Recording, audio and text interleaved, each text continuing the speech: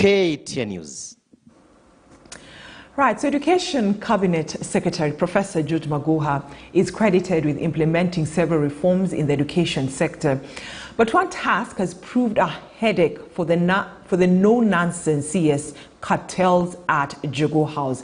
Our senior reporter Rita Tinina looks at Professor Magoha's fight against the cartels. Even in the simplest of tasks, Professor George Albert Omore Magoha likes to do things his own way.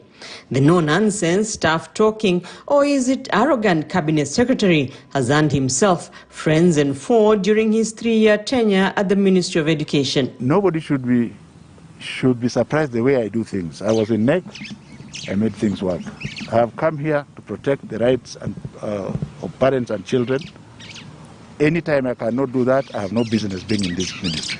Magoha has undoubtedly implemented reforms in the education sector, among them restoring exam credibility, implementing the competency-based curriculum, improving schools' infrastructure, and the 100% transition to secondary schools. That is not to say that Magoha House is a place that is easy to work in. It is a place which does not require people who do not have a hardened heart and the personality to fight corruption. Twice in his speech during the release of the 2021 KCPE examination results, he spoke of how Magoha House is one tough place to work. But I want to dare say once again that this ministry is not a ministry for the faint-hearted. Corruption in the country is a ghost that successive governments have failed to exorcise. And even for the no-nonsense CS, it has not been easy.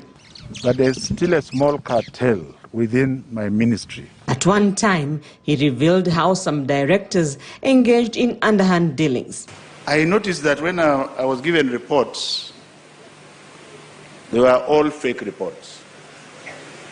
They are all fake reports. Before the implementation of the National Education Management Information System, NEMIS, the Ministry, Magoha says, lost millions of shillings, with cartels being paid even for ghost learners. The number of learners was inflated from 8.74 million to 9 million learners. The shortfall of 529,997 learners has led to the saving of Kenya shilling 752 million.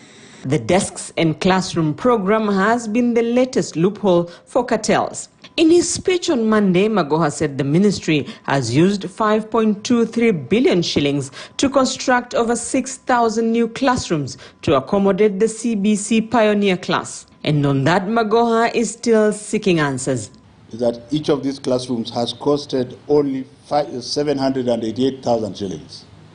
So we must start asking ourselves, whether we like it or not, where has the 426,000 shillings extra been going to? Because most of the classrooms before this were constructed at 1.26 million. So we must give to Caesar what belongs to Caesar. Magoha says he is proud of his record at the Ministry of Education, even with the war on corruption proving a headache. And his successor at one of the most crucial ministries already has one task cut out: the fight to get rid of corruption from the corridors of Magoha House. Rita Tinina, KTN News. So away from education matters, a shift gear to politics. Your ODM leader Raila Odinga